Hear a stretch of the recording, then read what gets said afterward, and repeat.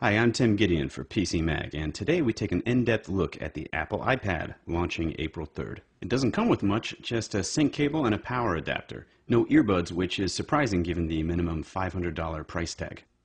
On the top panel, we have an earphone jack and microphone. That's not a reset pin. And this is the power button. And on the right panel, this switch locks the accelerometer for when you don't want the screen to shift when you move the iPad. Below it, volume controls. The bottom panel speaker gets pretty loud, but don't expect serious bass, and in the center, the 30-pin connector for docking and computer sync. Browsing with Safari is fun and intuitive. You can zoom in and out just like on the iPhone, and a control on the toolbar allows you to open the most recent or popular sites you visited with one tap. For the most part, pages load quickly, although on my 802.11g router at home, it's not always lightning fast. My only real gripe is no flash support, still, which means no Hulu, and some sites with animation won't load.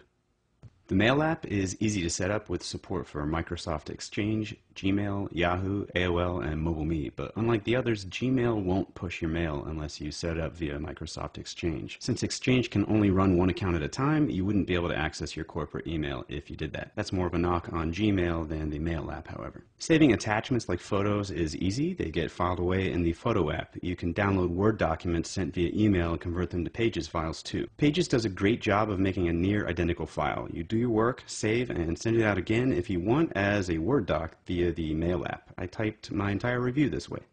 Speaking of the Photo app, it looks amazing. Photos are organized individually or by album, and you browse quickly using this scroll bar.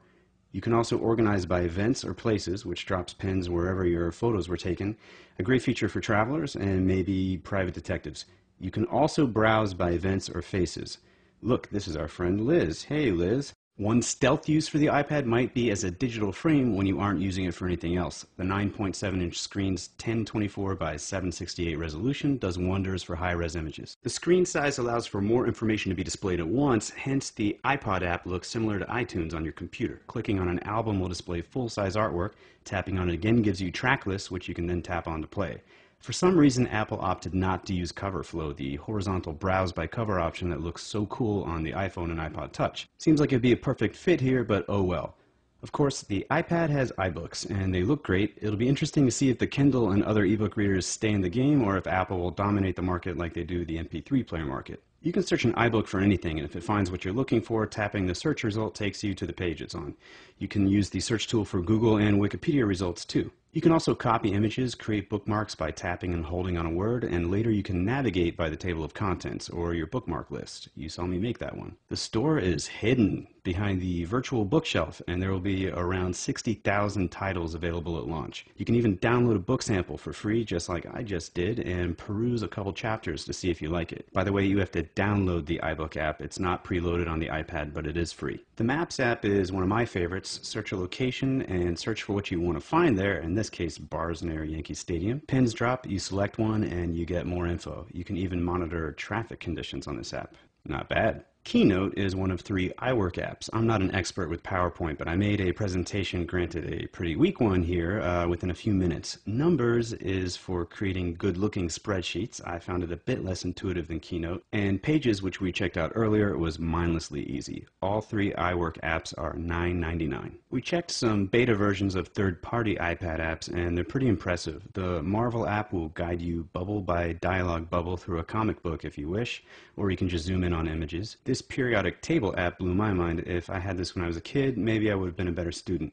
Maybe not though, because I'd also have games like Real Racing HD to distract me all the time. This 3D driving game lets you put a custom skin on your car, and then you can use the entire iPad like a steering wheel. The sound through the speaker vibrates the iPad a bit when you're vrooming, and although I'm a terrible driver, I had fun with this one. There will be over 1,000 iPad apps at launch, and there are already 150,000 apps for the iPhone and iPod Touch that will play on the iPad. They just won't look quite the same. Madden 10's iPhone app magically looked better to me once I selected the world's favorite team, the Washington Redskins. Watching movies and TV shows on the iPad is predictably enjoyable. Tapping once on the screen exits the 720p HD mode, eliminating the bars and filling the screen. Scrub quickly like this to access a different scene, and you can access subtitles or different languages by tapping on the control panel. The YouTube app comes preloaded, and its content generally is low res but still fun to have at your fingertips. If you have the iMac wireless Bluetooth keyboard, you can pair that with the iPad, which is a simple process, and you'll be typing immediately.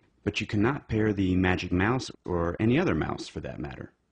There are plenty of accessories, however, specifically for the iPad. Perhaps the coolest is the keyboard dock, which charges your iPad while you type on a real surface. The Wi-Fi only iPad comes in 16 gigs for $499, 32 gigs for $599, and 64 gigs for $699. We've yet to test the Wi-Fi plus 3G model, which is $629, $729, or $829 for the same capacities. And keep in mind you'll have to pay more for 3G coverage as well. There's more to know. Check out our written review at pcmag.com, and thank you for watching.